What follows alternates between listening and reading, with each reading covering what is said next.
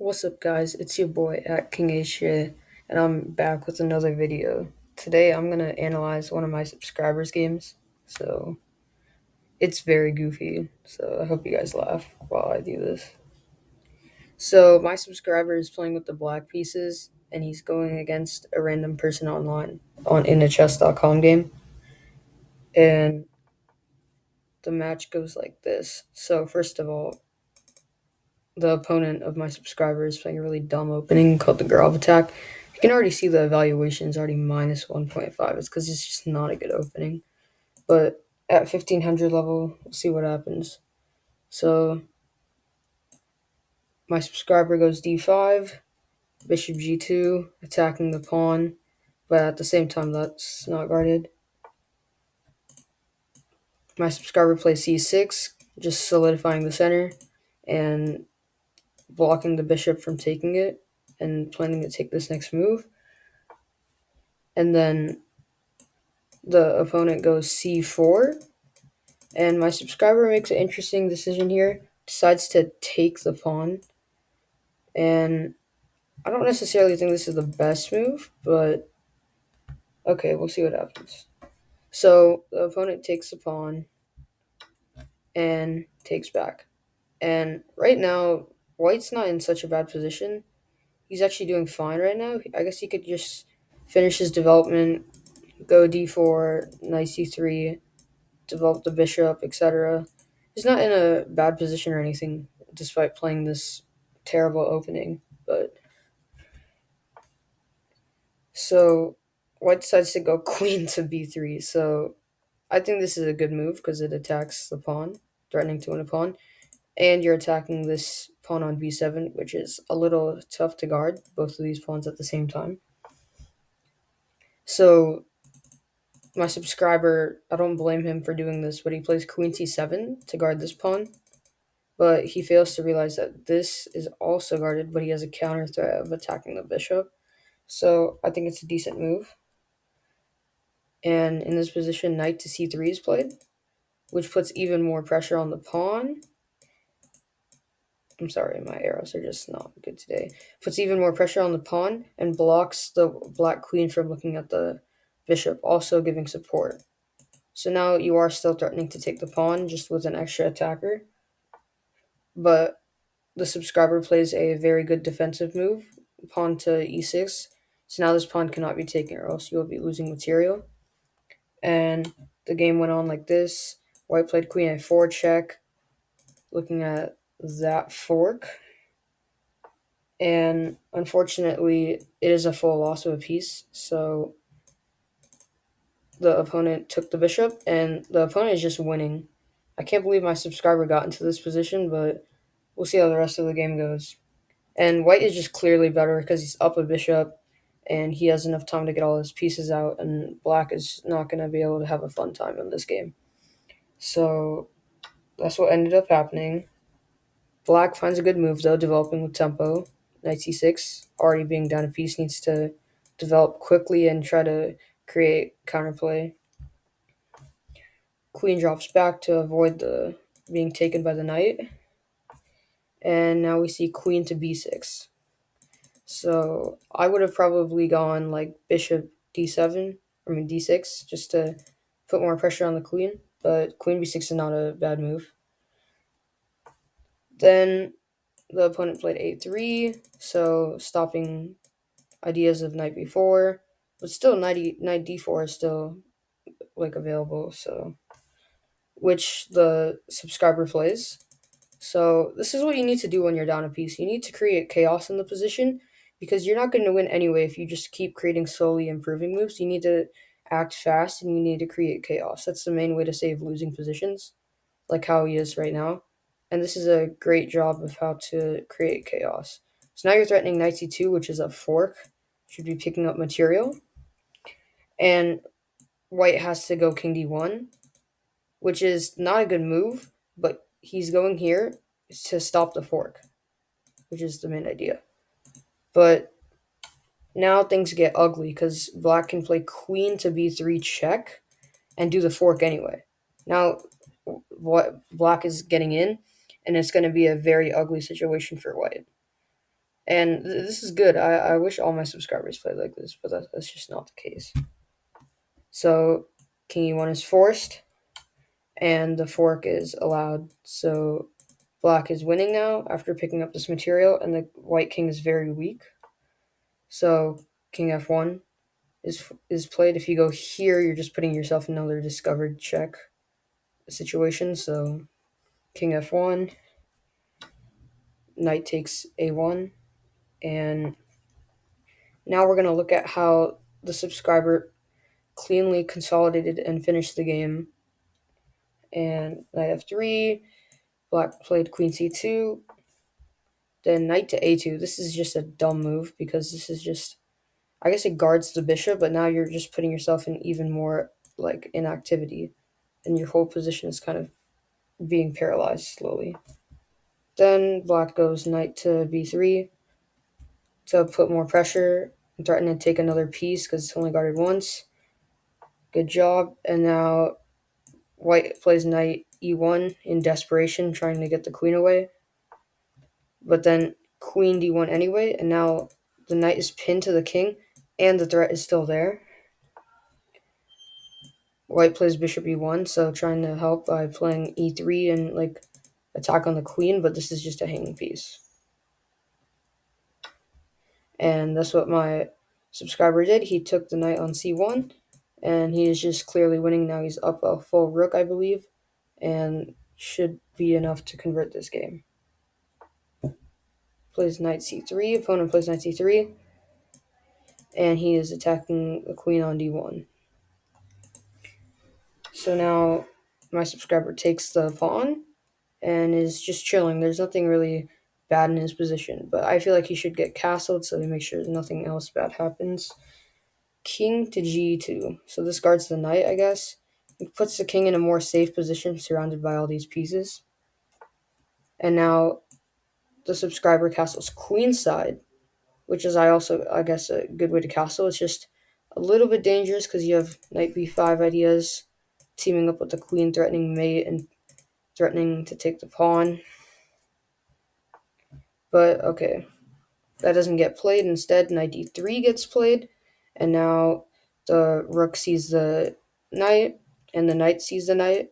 So we're having some tension here. So the tension is released. My subscriber plays knight takes d3, and then take with a pawn, and queen takes. So now my subscriber is just up 8 points of material. So now what you need to do is trade pieces. That is how you win games where you're up a lot of material. Just trade pieces and get into an advantageous endgame, or just straight up go for an attack. So in this, black's next move should be maybe considering knight to e4, since it will force a trade of a piece, even though you will lose a pawn maybe in this position. It's fine, trading the piece is good enough. But it's white's turn right now, so he plays rook c1. This is a good way to fight back after being down material. You have to try to go for the king and create chaos in the position, which is what both players had to do this game. But black is still completely winning. So black plays king to d7, because black cannot go here, and I guess black is trying to avoid the pin. But now it's a little dicey, and I guess the black king is completely safe since no knight moves can really go through, and the king could hide itself on e8 and just be safe. So king d7 is a good move. Now rook to d1. So protected by the knight, the rook is attacking the queen, and also on the same file as the king. So this is good play from both players, trying to keep the game going and not give up, even though black is completely winning. Queen slides to g3, offering a queen trade, forcing a queen trade, which is always good in these positions. And without the queen, white's winning chances go severely down, and also the drawing chances. So bishop e2 is played. The queens are traded off, and white takes with this pawn. And now it's just a quick conversion as black goes king c8, rook c1 being played, threatening nasty stuff. King b8 played to get out of the line of fire of the rook.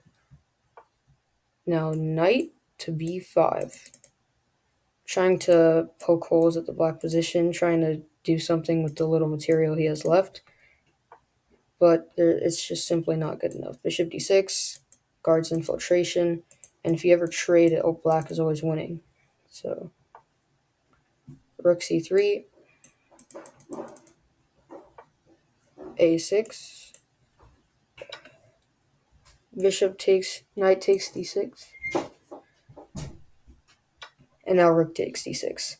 And simply black is just better. There's no play left in the position. Without another heavy piece on the board for white, there's really nothing you can do. Only threats you would have is maybe trying to go rook b3 and then bishop takes a3, but the rook is guarding that. And once this rook comes to this file, it's going to be all over. So rook b3 is played in the game, and now king to a7. So this is unnecessary. Like, you don't need to guard. Like, there's no threats happening. Your rook is here, but black is still fine. The only problem is now you've given white the c file, but I guess rook c6 is the idea after. So bishop d3. So this doesn't really do anything, but there's nothing that white can really do. Rook c6, rook b4, and black double stacks on the file. And then white goes rook h4, putting pressure on that pawn. But g6 simply blocks the bishop's vision. And then rook back to b4. And now knight jumping into e4. And slowly the white position is being constricted of its squares and its activity, and it's just a matter of time before black wins this game. Bishop takes, then pawn takes, then rook takes, and black is up a rook and has much more pawns. That should be a clean conversion. Rook coming down to the second rank. You beginners need to start doing this, because this is how you need to get your rooks in actively placed positions in the endgame. So a good idea always is to get your rooks and like infiltrate on the second or seventh rank depending on your color, with white or black. So black should probably put a rook here, slide it over, bring the other rook, and just beat up all the pieces on this rank. So b4, trying to save the pawn. Rook to d8, so I guess this is preparing this. Rook to e3, and now rook all the way down. And you see the power of the two rooks on the same rank, putting pressure against the white's position. So white has to simply defend and is forced into being passive. So now white plays here, and now the players are getting in low time trouble, as my subscriber has 16 seconds and the opponent has a minute 30, so they're both getting relatively low in time. So my subscriber hangs a pawn. I don't blame him. He's in low time control. I'm sure he'll figure this out. So then the opponent goes g4. This is just not an improving move. This doesn't do anything. Then a5, just chipping away at the structure. And white takes, and king takes is played, and this is just over. So white plays rook takes f7, which is a good attempt to try to take material, still defending the pawn. And this game just got ugly in a short turn of events. So b6 is played, rook check, and just king b5, and there's no threat. A4 check is being played, protective of the rook, but simply black goes king c6. There's no problem. Rook slides back to protect the pawn. Now rook c4, and now my subscriber has under 10 seconds to finish the rest of the game. A little bit tricky, but I'm sure he'll probably figure it out. Rook takes pawn, and now rook takes with check. And now the rooks are bullying the white king. King up, though, guarding the pawn and attacking the rook. Rook takes another pawn. And after rook e7, black gives it check. White's king goes back. And now the black king is defending the pawn and attacking the rook. And black can just push these pawns if he's really in low time trouble, just pre-move pushing, but he has to watch out for any checks that white might give with the rook. So rook goes here, trying to attack that, but simply rook defends the pawn. And now rook goes to the other pawn, and just beautiful technique, stacking the rooks on the same rank again and threatening pressure. So rook back is probably a good move, but instead white goes rook takes, and rook takes check is played, and black puts his king on. Oh shoot, I missed. Oh, okay, and white puts his king on h3, and black gives a check. White goes king g3. Rook comes with another check, and this is just beautiful technique, winning the rook with a skewer. King slides back, and rook takes. King goes to the middle, and you notice how white is not giving up in this position. It's because black still has 14 seconds, which is very low time, so stalemates are very possible, and black may find a way to screw up this game, but we'll just have to see. So rook h4 check, and in this position, white resigned, and white gave up. A very good game overall by my subscriber, and I hope my other subscribers will start playing like this. This is an expert level of play. Just look how throughout the game, black capitalized on his early opening advantage. Despite being down a piece in the beginning, found way to get counterplay with developing with tempo and creating chaos with knight there and allowing infiltration with the queen, and it was just all over from this point. And just an absolutely clean conversion by black, simply trading off pieces, making threats, and developing the rest of his pieces with his king in safety. And this queen trade was very important as it took away all of white's winning and drawing chances and just left no play in the position left for white. And it was just a simple cleanup job, just trading the pieces and simply infiltrating, and later winning based off a tactic, a skewer, and yeah, a clean game. I hope to review more of my subscribers' games in the future, and peace out.